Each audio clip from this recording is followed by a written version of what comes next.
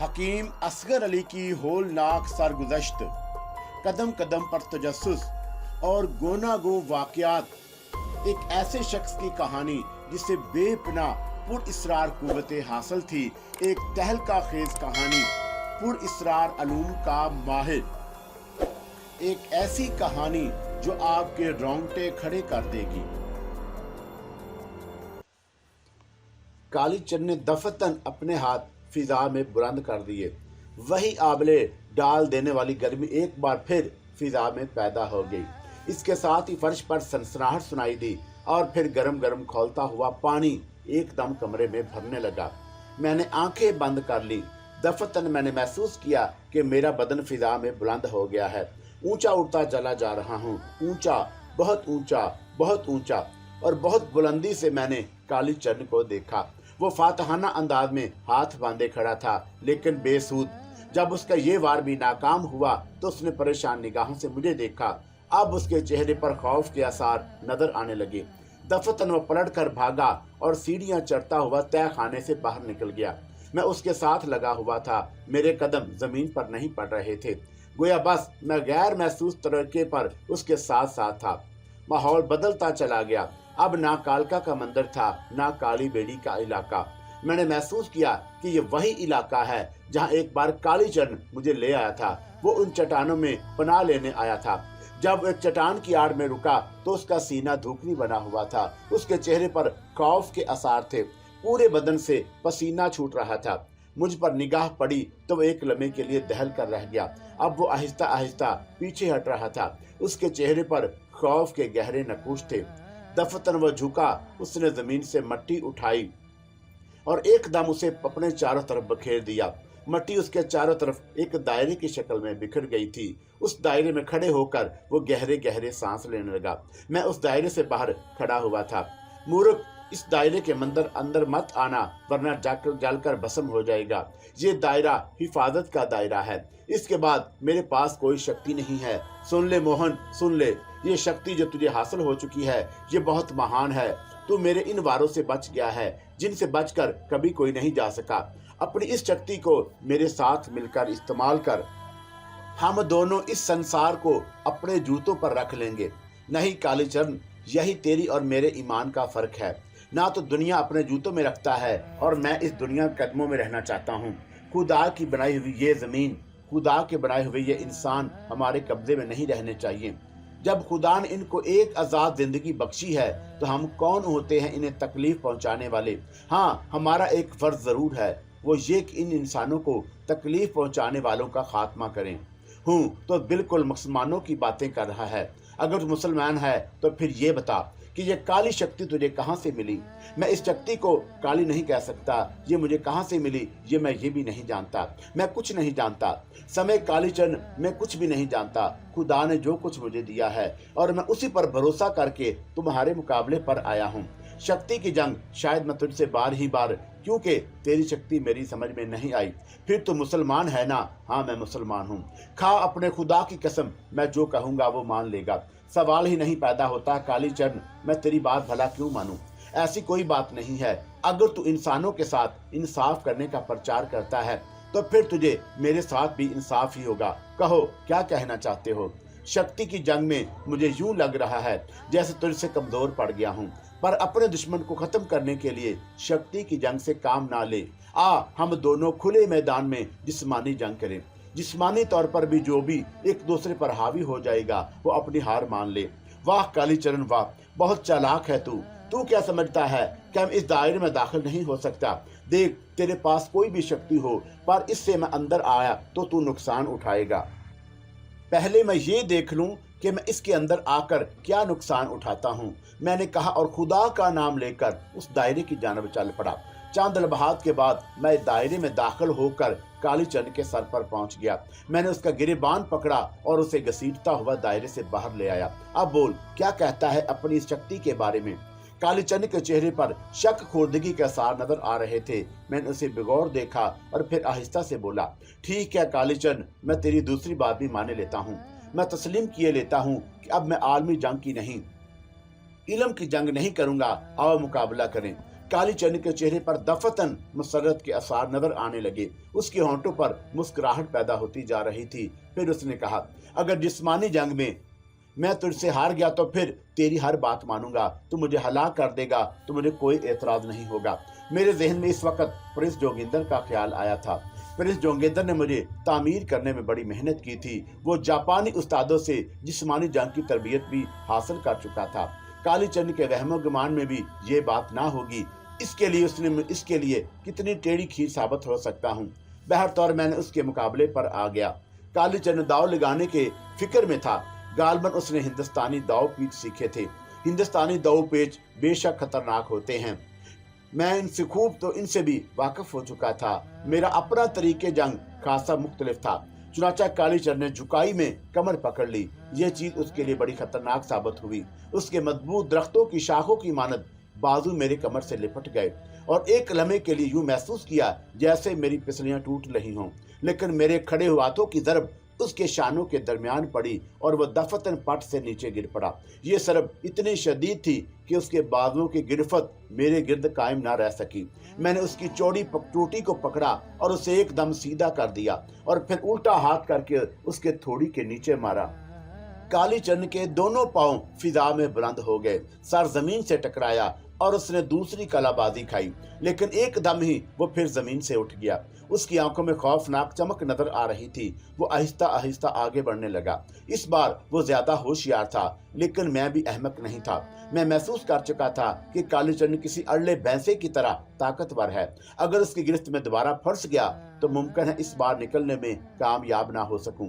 चुनाचा जैसे ही वो मेरी रेंज में आया, मैंने जमीन पर लेटकर स्वीप लगाई और अपने पांव उसके पांव में फंसा कर उसे एक बार फिर पलट दिया। इसके बाद मैं उसे मौका नहीं देना चाहता था। चुनाचा मैंने इस बार ताबड़तोड़ ज़रबें लगाना शुरू कर दी। मेरे पांव की हर ठोकर उसकी हलक से एक दिल खराश की राह निकल जाती। वो जमीन पर अपने आप को बचाने के लिए इधर उधर तड़प रहा था।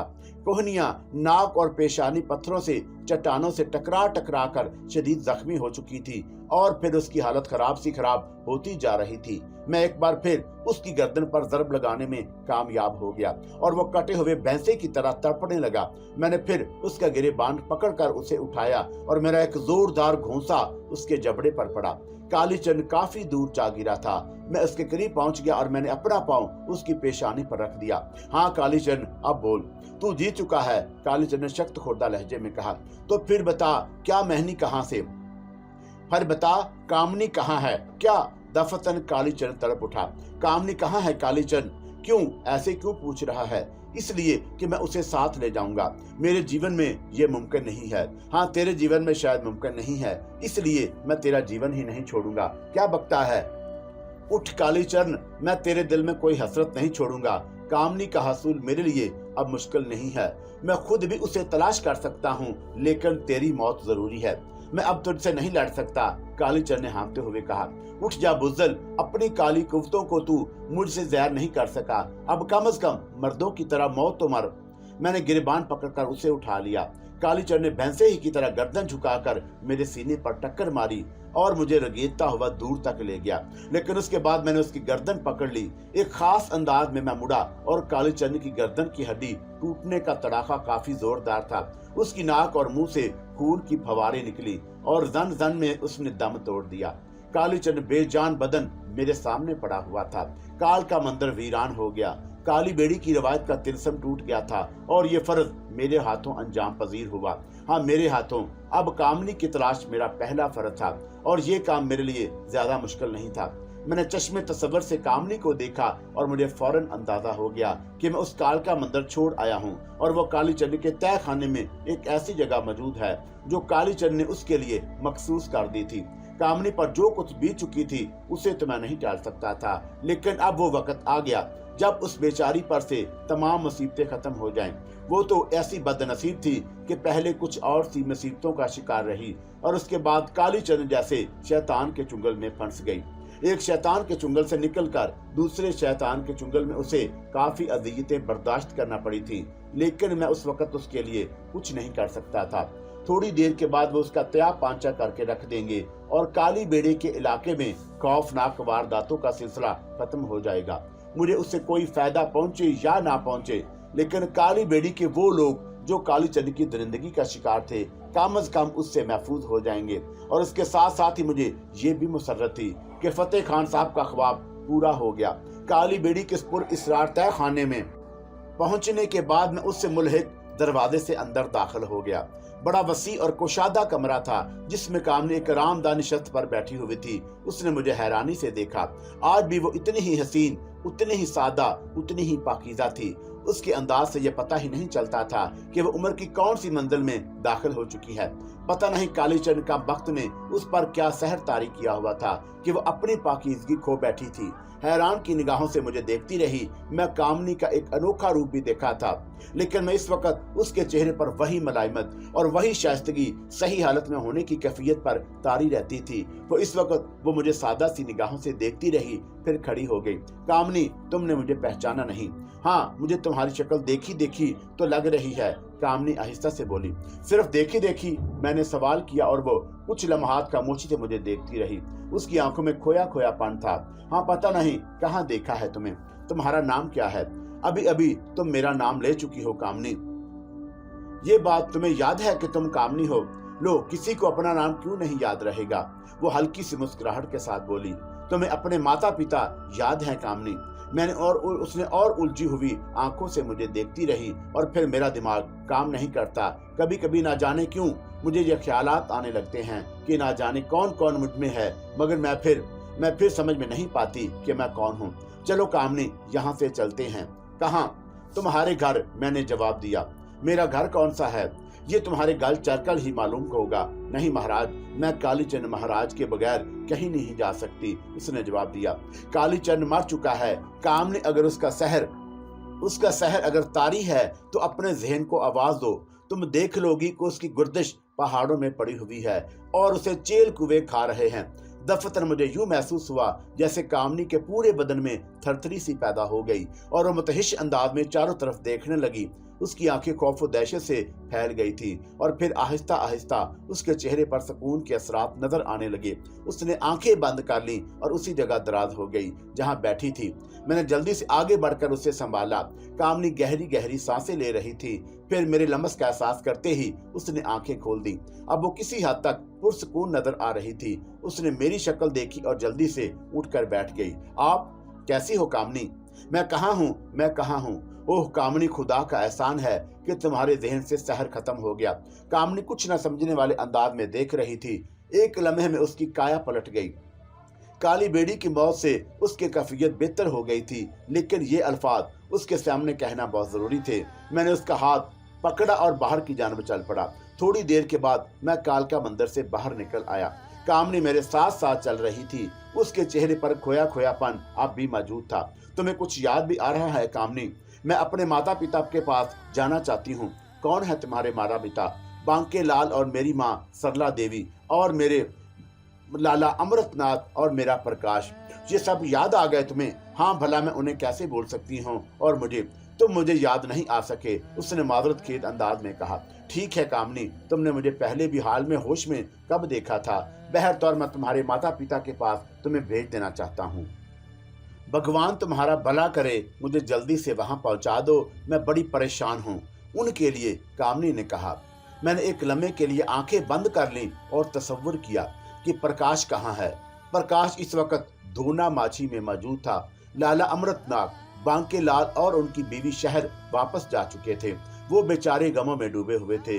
कामनी को वो खो बैठे थे, हमेशा हमेशा के लिए। हालांकि काली बेड़ी में वो उसे ठीक करने के लिए लाए थे, लेकिन यहाँ उनसे उनकी बेटी ही छीन ली गई थी। मैं उन सब की शक्लें देखी, प्रकाश को देखा और उसकी शियो बड़ी हुई थी, बड़े बुरे हाल में था और धोना माछी के एक मकान में चारपाई पर पड़ा हुआ था। बहरतौर काली बेड़ी धोना माछी तक का सफर हमारे लिए ज्यादा मुश्किल साबित नहीं हुआ।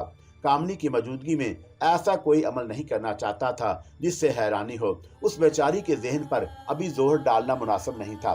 काली बेड़ी से हम धोना माछी आ गए और फिर मैं उसमें यक्के में बिठाकर उसके मकान में ले गया, जहां थोड़ा सा वक्त मैं भी गुजार चुका था।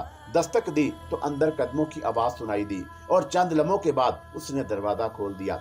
वो मुझे खोई खोई निगाहों से देखता रहा और फिर एकदम जैसे उसकी आंखें जाग उठी। अरे तुम असगर अली, तुम? प्रकाश मेरे दोस्त, ये मैं ही हूँ। आओ अंदर आ जाओ, तुम अचानक कैसे आ गए। उसने अभी तक कामनी को नहीं देखा था, लेकिन जब मैं थोड़ा सा आगे बढ़ा तो उसकी निगाह कामनी पर पड़ी और दूसरे लम्हे प्रकाश हैरत ज़दा अंदाज में कई कदम पीछे हट गया। ये कामनी है? हाँ प्रकाश, मैं कामनी को अपने साथ लेकर आया हूँ। कामनी। प्रकाश ने एक चीख मारी और दौड़कर कामनी से लिपट गया। कामनी ने भी अपने भाई को गले से लगा लिया था। दोनों बहन भाई रोते रहे। खामोशी से एक सिमत में खड़ा हुआ उन जज्बाती मनाजर को देख रहा था। मेरा दिल बेहद मसरूर था। कम अज कम वो कुव्वत जो मुझे अजीबोगरीब ज़राए से हासिल हो गई थी, इस तरह मेरे काम आई थी कि मैं बिछड़ी हुओं को मिलाने का बाइस बन गया था। दोनों वाक़यात तकरीबन यकसा ही थे। मैंने अपनी ज़िंदगी में नया मकाम हासिल करने के बाद दीवानावार सिर्फ अपने मिशन के लिए दौड़ने की कोशिश की थी, बल्कि पहले ये छोटे छोटे काम कर डाले थे जिनसे मेरा ज़मीन बेहद मुतमिन था। प्रकाश काफ़ी देर तक कामनी से लिपटा रोता रहा और फिर उसे मेरा ख्याल आया। वो आगे बढ़ा और मुझसे लिपट गया। भैया भैया, असगर अली भैया। प्रकाश, खुद को संभाल, ये क्या हालत बना रखी है तूने। मैं तो मर गया था भैया, मैं तो मर चुका था। मुझे ये कभी किसी ख्याल में भी नहीं आया था कि मैं कामनी से इतना ज़्यादा प्यार करता हूँ। मेरी एक ही तो बहन है असगर भैया, एक ही तो बहन है मेरी। मैं उसके बगैर मर जाता, भगवान की सौगंध, मैं उसके बगैर मर जाता। उन लोगों ने मुझे अपने साथ ले जाने की कोशिश की, लेकिन मैंने उन्हें साफ मना कर दिया कि जब तक कामनी मुझे नहीं मिल जाती मैं वापस नहीं जाऊंगा। और मैंने अपनी इतनी बड़ी सौगंध खाई थी कि उसके बाद वो मुझे अपने साथ ले जाने पर मजबूर ना कर सके। लेकिन आज भी पिताजी और माताजी परेशान हैं। वो जानते हैं कि कामनी अब कभी नहीं मिलेगी, लेकिन वो ये भी जानते हैं कि मैं भी जिद का पक्का हूँ और यहीं मर जाऊंगा, लेकिन वापस नहीं जाऊंगा। मजबूरन वो मुझे यहाँ छोड़कर चले गए थे। चलो प्रकाश, मैं एक बार फिर अपने माबूद का शुक्रिया अदा करता हूँ कि उसने ये तुम्हारी ख्वाहिश पूरी की। आज तुम सरफराज और कामरान होकर घर वापस जाओगे। कामनी तुम्हें कहाँ मिली? कहाँ है असगर? कहाँ से मिली? वहीं कालका मंदिर से बदमाश साधु कालीचंद ने उसे अपने काबू में कर रखा था। वो उसे अपने ही साथ रखता था। आह मेरी बहन, ना जाने किन किन मुसीबतों का शिकार हुई। कैसी बदनसीब है ये, कैसे भाग लेकर पैदा हुई। कुछ न कुछ मुसीबत इस पर नादल होती रही। अब ये सारी मुसीबतों से निकल चुकी है प्रकाश। अब इसे इज्जत और एहतराम के साथ खड़े घर ले जाओ और उसके साथ सुकून की जिंदगी गुजार दो। तुम नहीं चलोगे क्या? उसने मेरी तरफ देखकर कहा। नहीं प्रकाश, मैं क्या करूंगा जाके। मेरा फर्ज सिर्फ इतना ही था कि मैं कामनी को तुम तक पहुंचा दूं। कामनी का तुमसे बड़ा मुहाफिज और कौन हो सकता है? ये कैसे हो सकता है? मैं तुम्हें लेकर चलूंगा। तुम्हें मेरी कसम है असगर भैया, तुम्हें मेरी सौगंध है, तुम्हें मेरे साथ चलना होगा। जितने भी देर के लिए चल सकते हो चलो, और उसके बाद तुम जहां चाहो चले जाना। मैं तुमसे जिद नहीं करूंगा। प्रकाश कुछ इस तरह से मेरे पीछे पड़ा कि मैंने उसके साथ चलने का फैसला कर ही लिया। तमाम तैयारियां करने के बाद हम रेलवे स्टेशन पहुंच गए और फिर रेल में बैठकर शहर की तरफ चल पड़े। मैं दिल ही दिल में हंस रहा था। तकदीर क्या क्या गुल खिला रही है, कहां कहां ले जा रही है मुझे। रेल के कंपार्टमेंट में बैठे बैठे हम लोग काफी देर तक बातें करते रहे। कामनी की असल सूरत अब अच्छी तरह खुल गई थी और वह पहले की मानद नजर आने लगी। बिल आखिर हम शहर पहुंचकर थोड़ी देर के बाद हम बांके लाल जी की हवेली के सामने थे। काफी वसी अरीज हवेली सी, जिससे पता चलता था कि ये लोग किस हैसियत के मालिक हैं, और इसका अंदाजा तो मैं लाला अमृतनाथ को देखकर ही लगा चुका था। थोड़ी देर के बाद हम सब अंदर दाखिल हो गए। सबसे पहले मुलाकात लाला अमृतनाथ से हुई थी। उन्होंने पहले मुझे देखा, फिर प्रकाश को, लेकिन कामनी को देखकर उनकी कैफियत फिर प्रकाश से मुख्तलिफ नहीं हुई थी। बूढ़े आदमी थे, गिरे और बेहोश हो गए। जरा सी देर में हवेली में कहराम मच गया। कामनी आ गई, कामनी आ गई। लाला अमृतनाथ जी को उठाकर अंदर ले जाया गया। बांके लाल और सरला देवी भी कामनी से लिपट कर रो रहे थे। कामनी भी उनसे लिपट कर बिलक बिलक कर रो रही थी और प्रकाश चौखट पर सीना थाने खड़ा हुआ था। लाला जी पर भी होश में आ गए। उन्होंने प्रकाश को अपने करीब बुलाया और उसे सीने से लगाते हुए बोले, वाकई प्रकाश, तू वचन का सच्चा है, यही उसे लेकर आया है। नहीं दादाजी, मैं नहीं। कामनी को लाने का जिम्मेदार इसका दूसरा भाई है। कौन? शंकर। नहीं दादाजी, आप भूल रहे हैं, वो शंकर नहीं, असगर अली है, जिसे आप लोगों ने मुसलमान समझकर निकाल दिया था। मैंने कहाँ निकाला था? वो ही दोनों पापी पागल हो गए थे। वाह दादाजी, पागल तो आप भी हो गए थे। बेशक धर्म मरम होते हैं, लेकिन मन की सच्चाई संसार में रहने वाले इंसानों के साथ होती है। भगवान का नाम मुख्तलिफ अंदाज में लेने से इतना बड़ा फर्क नहीं पड़ता कि इंसान इंसान ही ना रहे। आपने उसके साथ का उसकी जो बुराई का जवाब इस तरह दिया कि हमारी खोई हुई इज्जत हमें वापस दे दी, हमारी कामनी हमें वापस मिल गई। लाला अमरनाथ जी का सर झुक गया था। मैंने आगे बढ़ते हुए कहा, मैं तो आपके पांव भी नहीं छू सकता लाला जी, इसके लिए मैं मलीच हूँ, मैं मुसलमान हूं ना। लाला अमरनाथ जी अपनी जगह से उठे और मुझसे लिपट गए। नहीं, तू जो कोई भी है मेरा बेटा है, मेरा बच्चा है। मैंने तुझसे पहले भी यही अल्फाज कहे थे। बांके लाल और उसकी बीवी भी सख्त शर्मिंदा नजर आ रहे थे, लेकिन उन लोगों को मजीद शर्मिंदा करना मेरे लिए मुमकिन नहीं था। मैंने आहिस्ता से प्रकाश से कहा, प्रकाश, तुम्हारी कसम पूरी हो गई, अब मुझे जाने दो।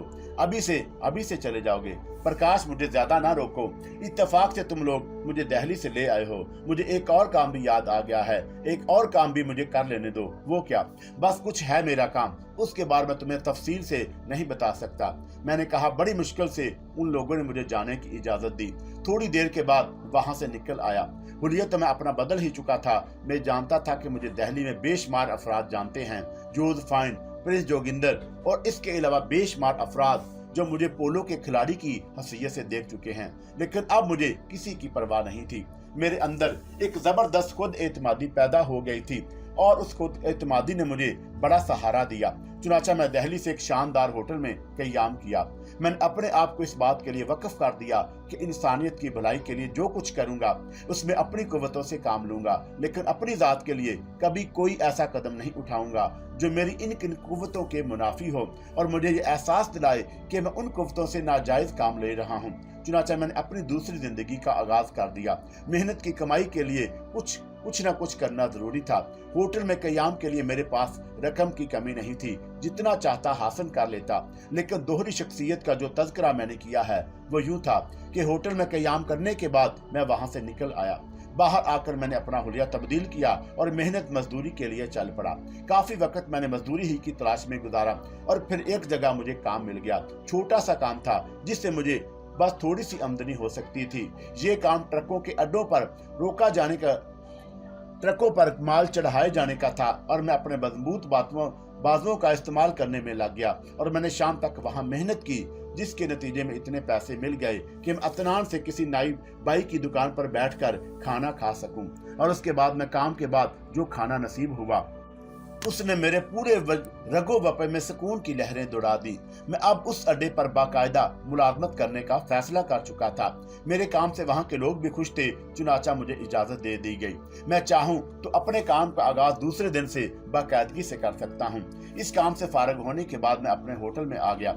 होटल में मैंने आराम से वक्त गुजारा और अब मेरे जहन में प्रिंस जोगिंदर था और मैं किसी भी तरह उस शख्स को नजरअंदाज नहीं कर सकता था, क्योंकि उसने मेरी जिंदगी के एक ऐसे हिस्से को संभाल लिया था जिसे अगर ना संभाला जाता तो पता नहीं मेरा क्या हशर होता। मुमकिन था मैं अर्जुन जी के हाथों मारा जाता। चुनाचा प्रिंस जोगिंदर के इस एहसान को मैं फरामोश नहीं कर सकता था। उसने बड़े अखराजात किए थे मुझ पर और अब बेचारा अपने जुर्म की पादाश में जेल में सड़ रहा था। मैंने अपने जहन में प्रिंस जोगिंदर का तस्वर किया और उसके बारे में अंदाजा लगाने की कोशिश की तो मुझे जेल की कोठरी नजर आई। प्रिंस जोगिंदर उसी जेल की कोठरी में मौजूद था। दिन भर की मेहनत और मशक्कत के बाद वो थका हुआ सा फर्श पर पड़ा हुआ था। सलाखों के बाहर संतरी टहल रहे थे। मेरा दिल उसके लिए बेपनाह हमदर्दी के जज्बात उभर आए। जो कुछ भी प्रिंस जोगिंदर जो को जेल से निकालना होगा उसके लिए कुछ ऐसा करना होगा जिससे मेरे ऊपर किए जाने वाले तमाम एहसान का सिला अदा हो सके। लेकिन इस काम में जल्दबाजी मुनासिब नहीं थी। मैं अगर चाहता तो चश्मे जून में वहां पहुंच सकता था, लेकिन उसके लिए एक बेहतर प्लान की जरूरत थी। काफी देर तक मैं सोचता रहा और फिर मैंने फैसला किया कि अभी से ऐसी उलझनों में पड़ने से क्या फायदा, जरा अपने लिए इतनी रकम जमा कर लूं कि मेरे कुछ दिन आराम से गुजर सकें। उसके बाद प्रिंस जोगिंदर को उस जगह से निकाल लाऊंगा। चुनाचा मैं इंतजार करने लगा। दूसरा दिन मैंने ट्रकों पर गुजारा और खूब मेहनत की। वहां की सूरत हाल ये थी कि जितनी मेहनत करो उतनी उजरत मिल जाती थी। चुनाचा मैंने अपने जाती कुव्वतों से काम लेकर इतना काम किया जितना यहाँ 4 आदमी मिलकर करते थे और इसके नतीजे में मुझे काफी रकम मिल गई। इत्तेफाक की बात थी कि मजदूरों की कमी थी, इसलिए ट्रक के अड्डे के मालकान परेशान थे, लेकिन मैंने ही इतना काम कर डाला था कि अब उन्हें मजीद किसी आदमी की जरूरत नहीं रही थी। वो मुझसे बहुत खुश थे। कई दिन मैं यहाँ काम करता रहा और रिज़्क़ के हलाल की मुनासिब रकम मेरे पास जमा हो गई। अब प्रिंस जोगिंदर की खबर लेने में कोई हर्ज नहीं था। चुनाचा जेल की तंगो तारीख कोठरी में पहुंचने में मुझे कोई दिक्कत नहीं हुई।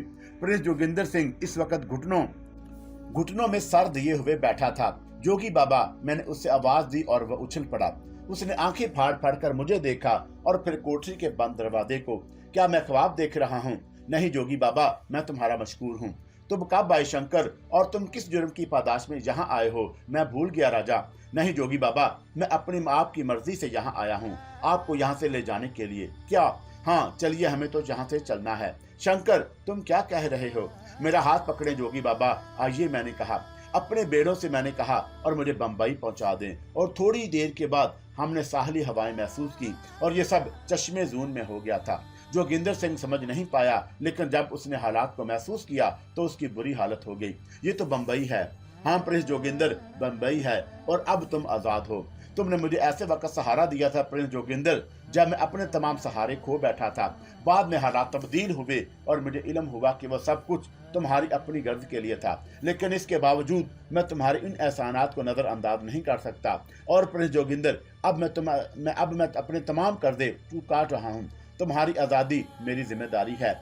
इसके अलावा ये एक हकीर सी रकम है जो तुम्हारी जिंदगी में तुम्हारी मावन होगी। मैंने नोटों से भरा हुआ एक ब्रीफ केस उसके हवाले करके कहा और जोगिंदर की हालत खराब हो गई।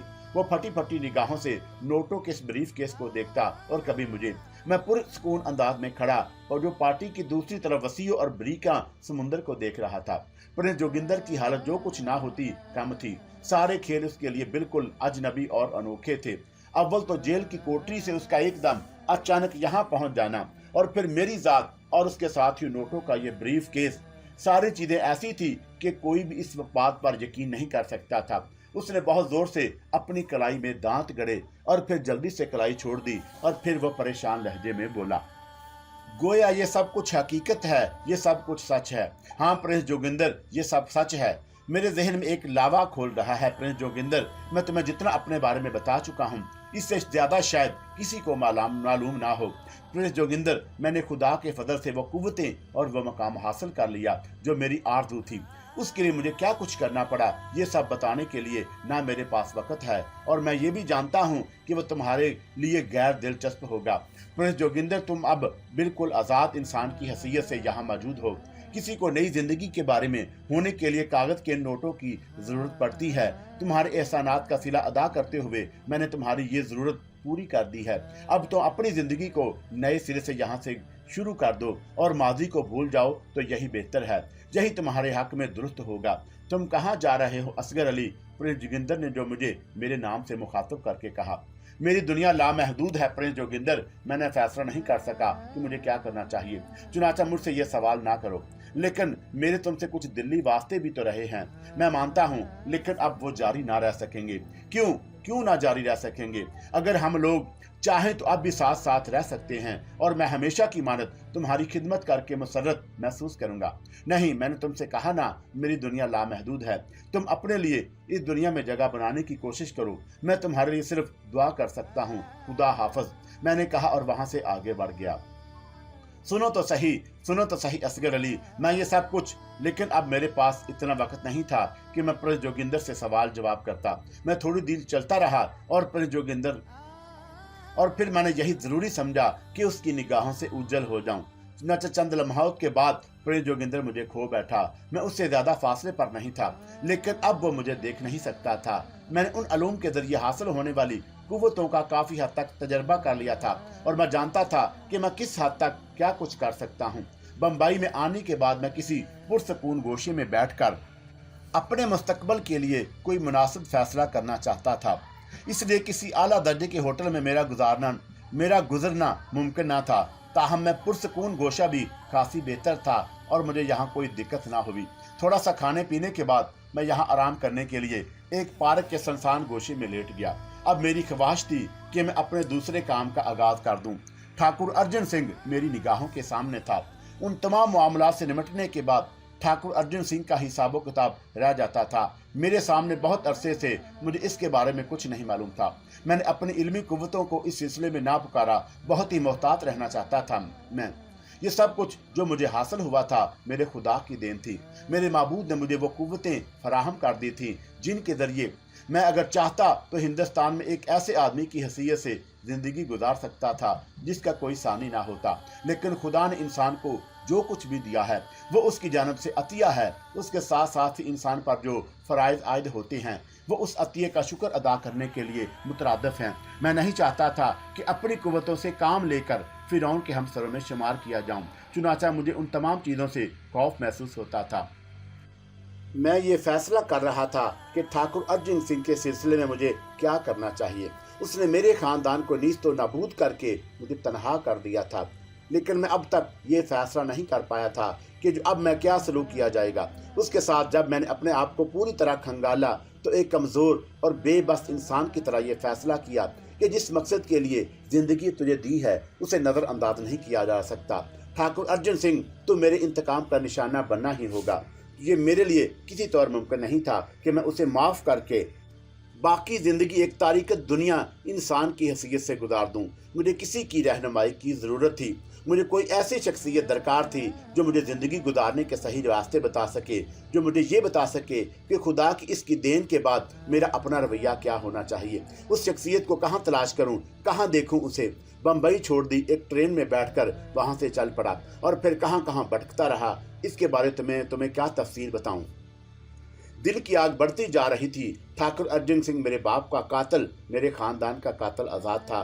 भटकता हुआ ना जाने किस तरह हाथ में पहुंच गया। मैं यकीन दिलाता हूं वकार कि मेरी जहनी कैफियत उन दोनों बेहतर नहीं थी। मैं जानबूझकर हाथर में नहीं आया था, बस यूं ही हाथर पहुंच गया। और जब उसके स्टेशन पर पहुंचा तो पुरानी यादें ताज़ा हो गईं और उसके बाद असगर अली सिर्फ असगर अली बन गया। मैं वहां पहुंचकर अपने जज्बात को काबू में ना रख सका और फिर मेरे जज्बात को इस वक्त मजीद हवा लगी जब स्टेशन से कुछ दूर चलने के बाद मैंने मौलवी नईमुल्लाह साहब को देखा। बहुत लागर और कमज़ोर हो गए थे, बुरे अहवाल में थे। मैं दौड़ कर उनके पास पहुंच गया और मौलवी नईमुल्लाह साहब काफ़ी देर तक मुझे ना पहचान सके। मैं असगर अली हूँ, नईमुल्लाह साहब अकबर अली का बेटा, मैंने कहा और नईमुल्लाह साहब रोते हुए मुझसे लिपट गए। उन्होंने मुझे सीने से भींच लिया था। फिर वो मुझे अपने घर ले आए। अब वो एक छोटी सी दुकान करते थे। जिंदगी गुजारने के लिए सारे लवाजमात जरूरी थे। चची जान का इंतकाल हो गया था और मौलवी साहब तनहा रह गए थे। काफी देर तक उनसे बातें होती रही और वो मुझसे मेरे बारे में पूछते रहे, लेकिन मैंने उन्हें हकीकत हाल नहीं बताई। दिल चाह रहा था कि उन बुजुर्ग से अपनी दिल्ली कैफियत का इजहार करके रहनुमाई तलब करूं, लेकिन इसकी नौबत ही ना आई।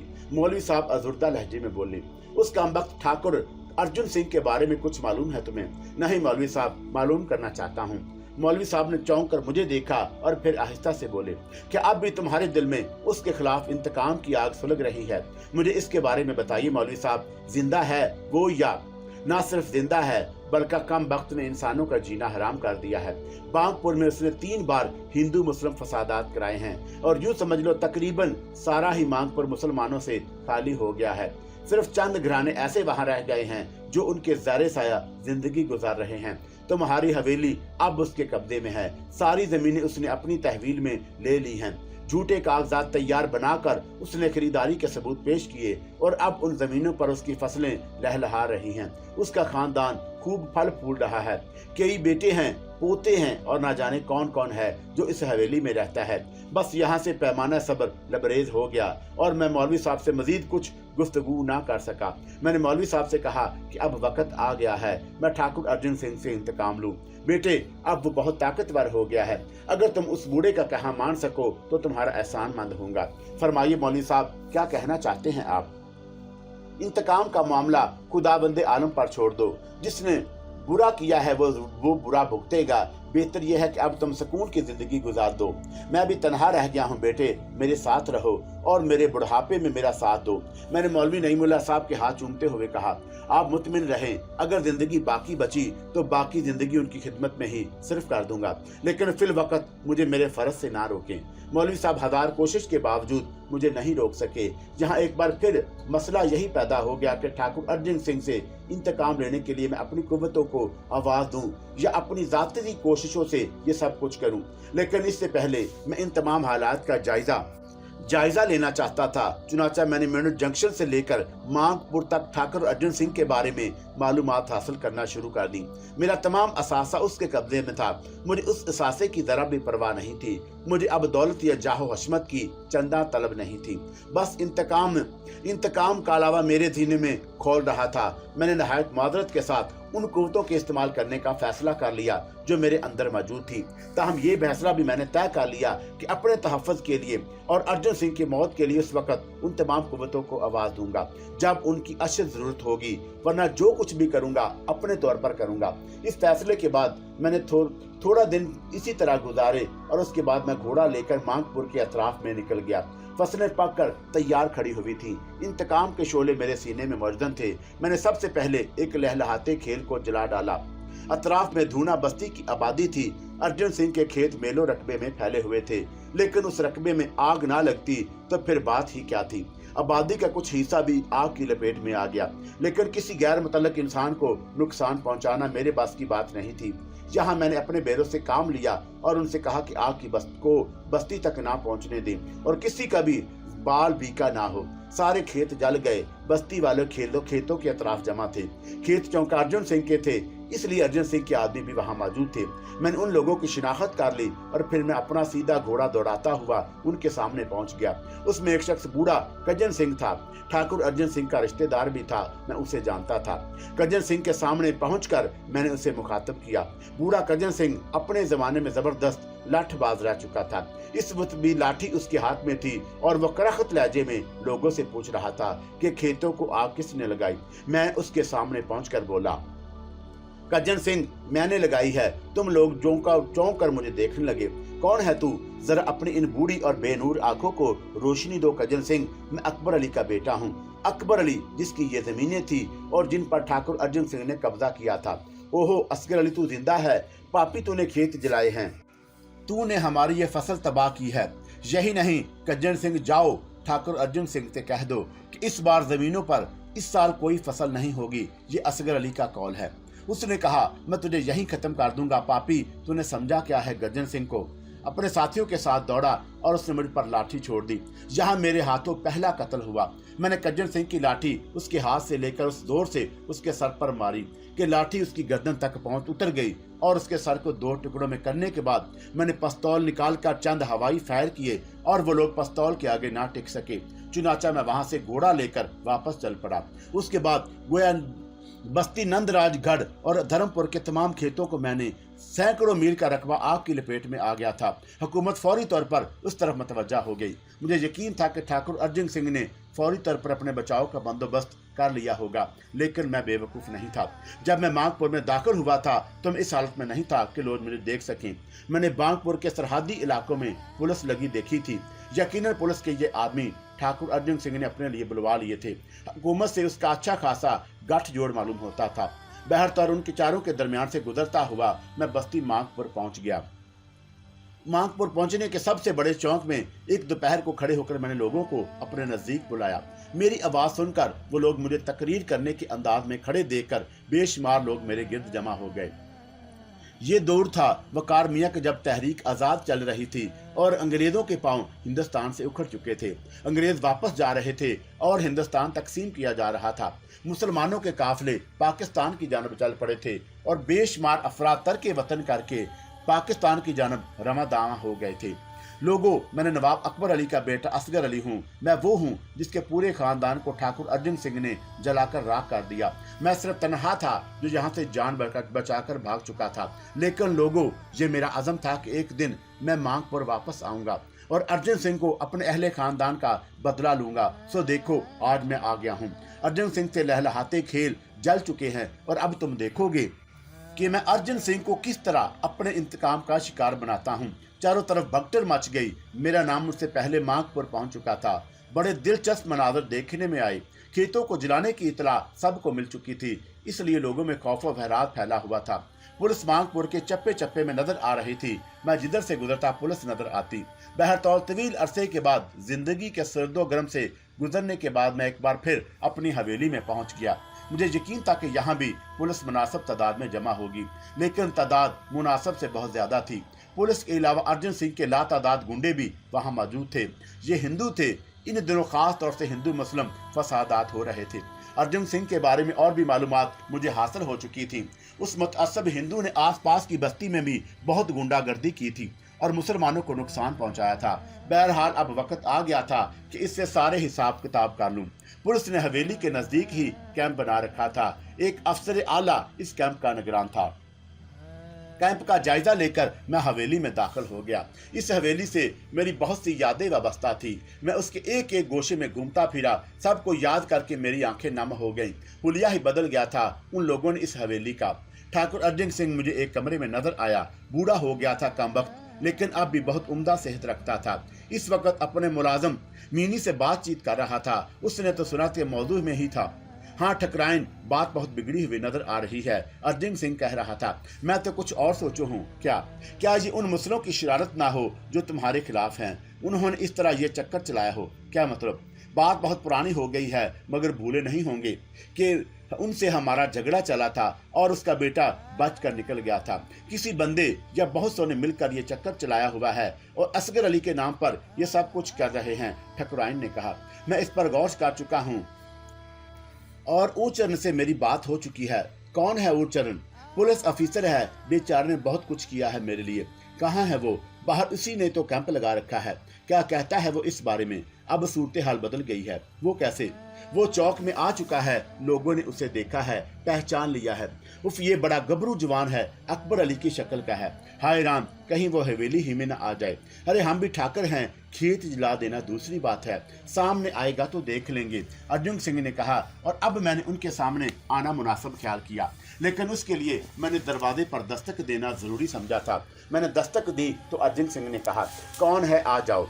अर्जुन सिंह ने कहा और मैं अंदर दाखिल हो गया। अंदर पहुंचकर मैंने दरवाजा बंद कर दिया। दोनों चौंक कर मुझे देखने लगे थे। मैं कमर पर दोनों हाथ रखकर खड़ा हो गया। अरे कौन है तू? ठाकर का चेहरा धुआं हो गया था।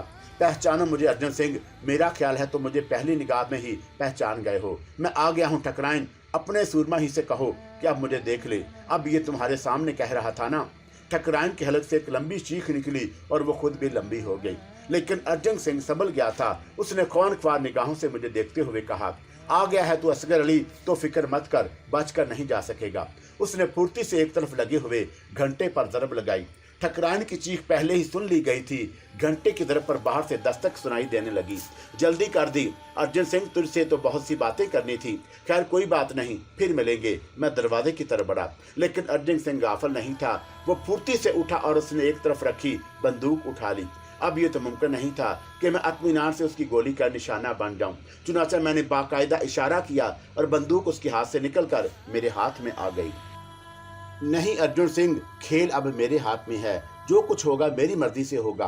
तुम्हें हलाक करने में मुझे एक लम्हा भी देर नहीं करूंगा, लेकिन ऐसा मैं नहीं करूंगा अगर तुम मरने के बाद भी ना भूल सकोगे।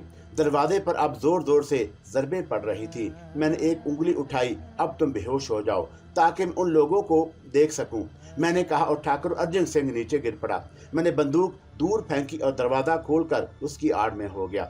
बहुत से लोग अंदर घुस आए थे, लेकिन अब मुझे कौन देख सकता था? अलबत्ता ठाकर और ठकराइन वो तरह तरह की बातें करने लगे। मैं खामोशी से बाहर निकल आया। उस हवेली से बाहर जाने की जरूरत नहीं थी। अर्जुन सिंह के सीने पर मूंग दलना ज्यादा दिलचस्प होगा। ऊपरी मंजिल पर मेरा कमरा था और मैं ऊपर पहुंच गया। हवेली में कोई खुली छोड़ दी गई थी। उस कमरे में कोई रहता है। अगर मैं चाहता तो इस वक्त उन सब को निकाल कर बाहर फेंक सकता था, लेकिन दिल में इस वक्त मैं बुरा इरादा नहीं था और अकड़ू में आप पर उदासी छा गई थी। अगर अर्जुन सिंह ये सब कुछ ना करता तो शायद आज भी मैं इस हवेली में आबाद होता। एक आंखें एक शख्स को तलाश कर रही थी, लेकिन अब कौन था? सब के सब मिट्टी में मिल गए थे। अब तो उनकी हड्डियों का भी वजूद नहीं होगा और ये सब कुछ उसका जिम्मेदार अर्जुन सिंह है। मेरी आंखों से खून रसने लगा। बहुत देर तक मैं अपनी जगह बैठा रहा और फिर वहां से नीचे आ गया।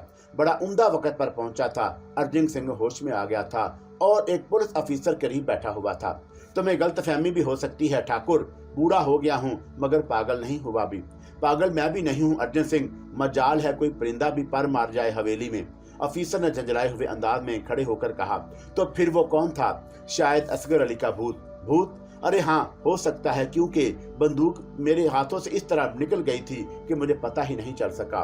खूब, तो मेरा भाई अब पुलिस तुम्हें भूतों से बचाएगी। मुझे बताओ मैं क्या करूं? अरे तुम मेरे दोस्त हो, मुझे मुसीबत में छोड़ देना चाहते हो? ठाकर ने कहा। कौन छोड़ता है तुम्हें ठाकर, मगर जरा हिम्मत से काम तो लो। इस भूत का कोई वजूद नहीं है, वो सिर्फ तुम्हारे दिल में है।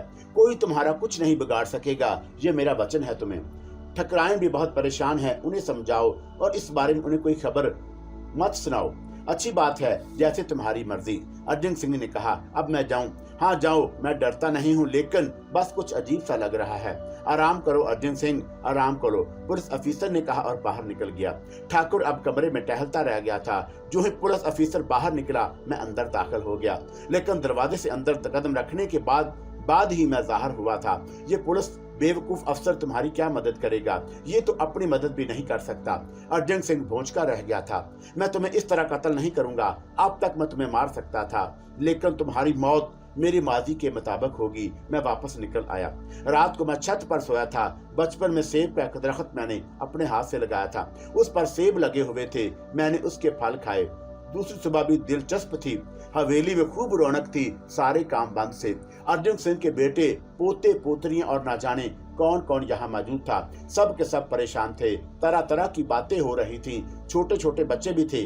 अर्जुन सिंह ने शिकावत का सबूत देकर मेरे अहले खानदान को नहीं छोड़ा था, लेकिन मेरा दिल नहीं चाहता था कि उन बेगुनाहों को मारूं। इसलिए मेरे वजूद में एक कश्मकश थी। अर्जुन सिंह की हालत काफी खराब नजर आ रही थी। बहरहाल दूसरी रात हो गई। शाम को मैंने एक काम किया। अर्जुन सिंह की शक्ल इख्तियार करके मैंने एक मुलाजिम से कहा कि घर के बच्चे को छत पर भेज दे, कह दे कि मुझे उनसे काम है। तकरीबन आधे घंटे में छत पर गई। फिर मैंने एक मुलाजिम के रूप में आकर अर्जुन सिंह से कहा कि सब लोग मीटिंग कर रहे हैं और उसे छत पर बुला रहे हैं। अर्जुन सिंह ऊपर पहुंच गया। वहां सब के दरमियान दिलचस्प गुफ्तगू हुई। क्या बात है, कैसी मीटिंग कर रहे हो आप? आपने हमें बुलाया था दादाजी। कहाँ? यहाँ छत पर। अरे क्या बक रहे हो, मैंने तुम्हें बुलाया था। तुमने मुझे, वो कहाँ गया चंदू? चंदू किसने बुलाया था मुझे? मैं क्या जानूं सरकार। अबे तूने अभी मुझसे कहा था कि सब छत पर मुझे बुला रहे हैं। अर्जुन सिंह ने कहा। मैं तो बहुत देर से यहाँ हूँ सरकार। चंद वीला मुलाजमान झूठ कहता है। नहीं, वो सच बोल रहा है। मैंने एक कमरे के दरवाजे से बाहर निकलते हुए कहा और अर्जुन सिंह की आंखें हैरत से फैल गईं। और तुम सबको तुमने यहाँ जमा किया है। मेरे ख्याल में अर्जुन सिंह, तुम्हारा सारा खानदान यहाँ जमा है। आज मैं तुम्हारे खानदान के सामने ये बात करना चाहता हूँ। अरे तू यहाँ कैसे? अर्जुन सिंह ने कहना चाहा, लेकिन मैंने हाथ उठाकर कहा, अर्जुन सिंह, ये मेरी हवेली है, तेरे बाप की जागीर नहीं। सुन और गौर से सुनो तुम लोग। मैं जानता हूं कि अर्जुन सिंह ने तुम्हारा बुजुर्ग है, लेकिन तुम में से कुछ इंसानियत भी रखते होंगे। अर्जुन सिंह की कहानी सुनो। मेरा नाम असगर अली है, अकबर अली का बेटा हूँ। एक मामूली सी बात पर कुत्ते ने मेरे पूरे खानदान को खत्म कर दिया।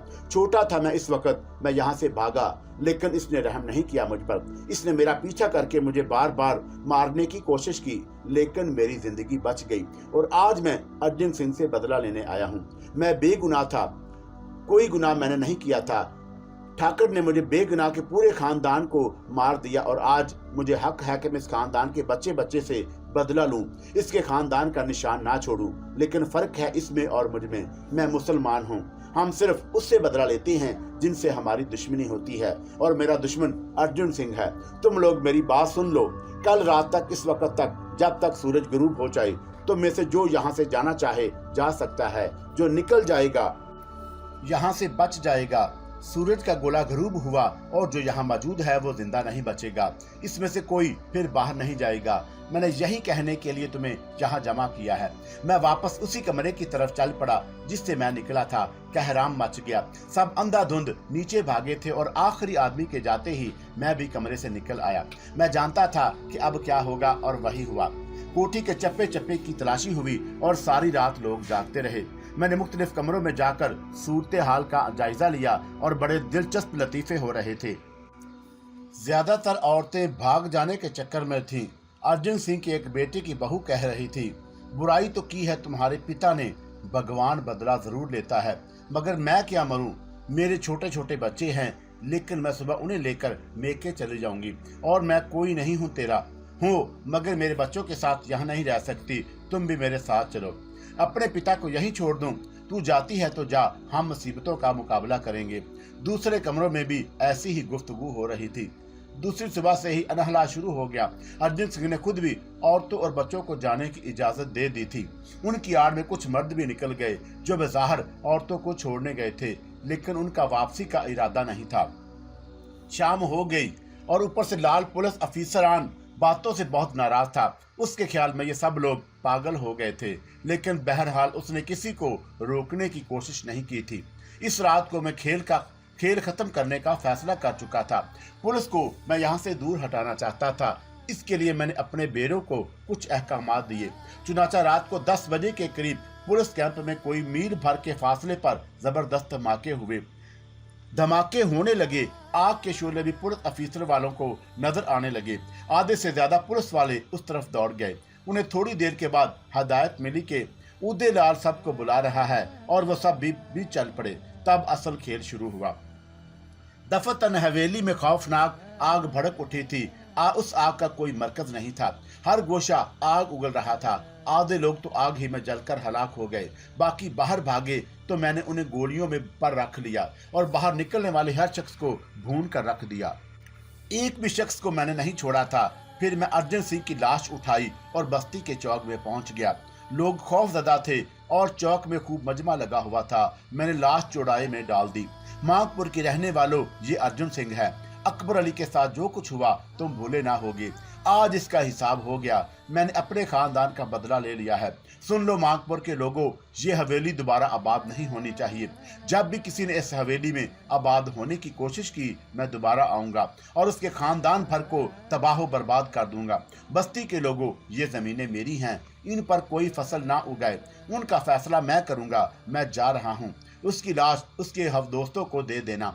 मैंने चौक छोड़ दिया। वापसी में मैंने पुलिस वालों को भागते दौड़ते देखा और फिर उसके बाद मैं वहां ना रुका और फिर वहां से मैं हाथरस आ गया। यहाँ से मैंने मौलवी नईमुल्ला का साथ दिया और आगरा पहुंच गया। यहाँ ट्रेनें राजस्थान के रास्ते पाकिस्तान जा रही थी। चुनाचा एक काफिले के साथ हम दोनों भी खोखरा पार के रास्ते पाकिस्तान आए।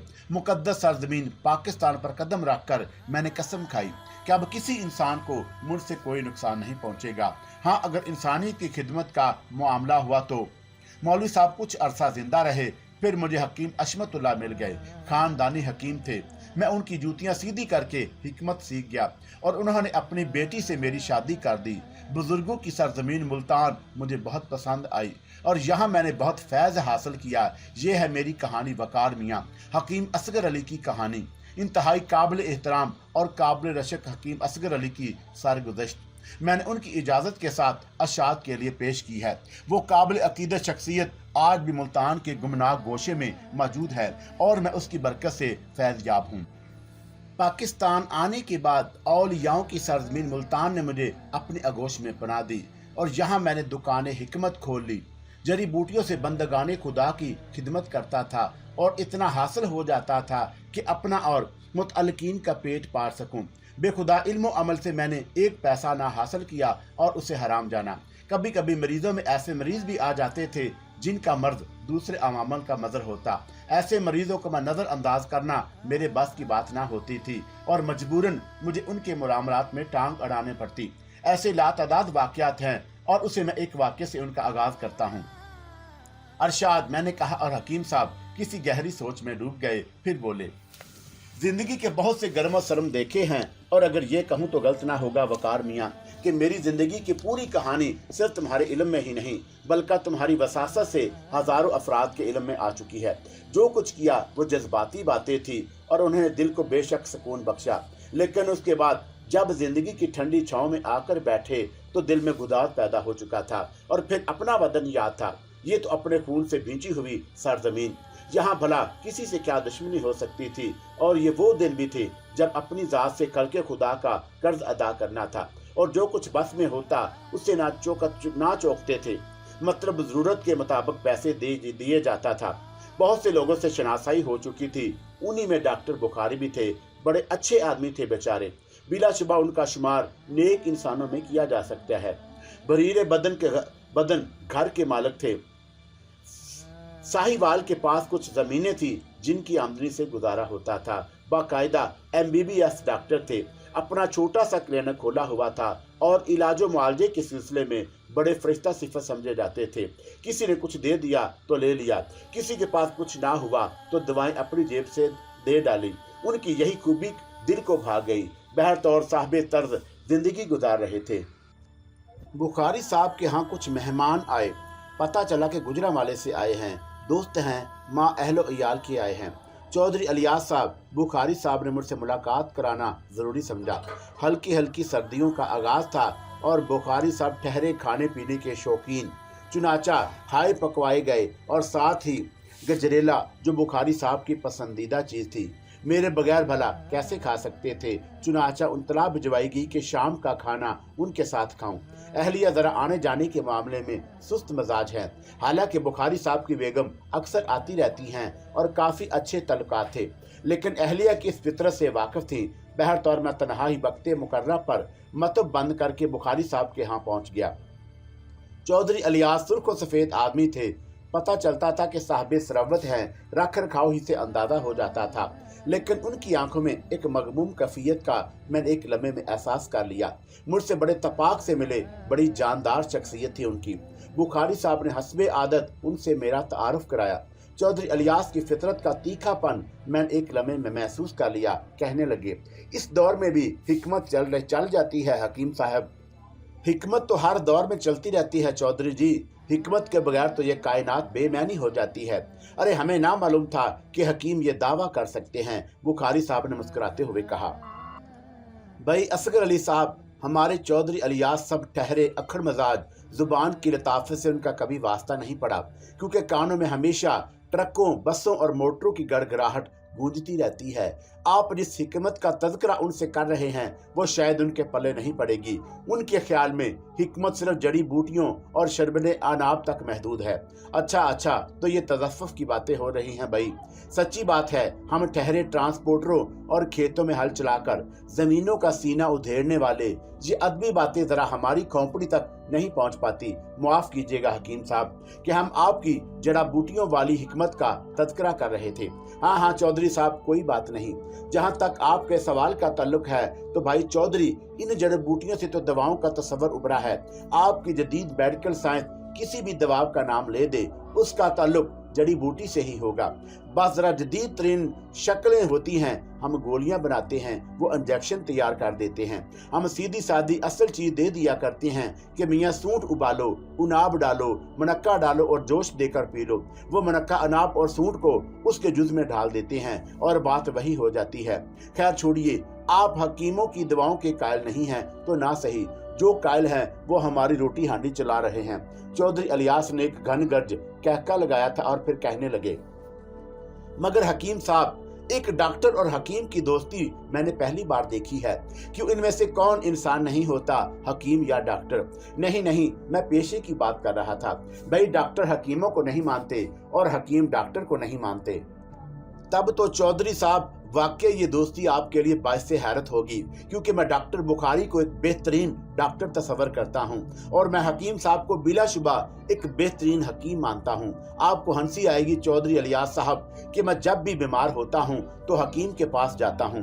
चौधरी इलियास ने फिर एक कहका लगाया और बोले, और हकीम साहब बीमार होते हैं तो बस यहाँ जरा गड़बड़ है हकीम साहब, मेरे पास नहीं आते, वैसे ये बीमार होते ही नहीं।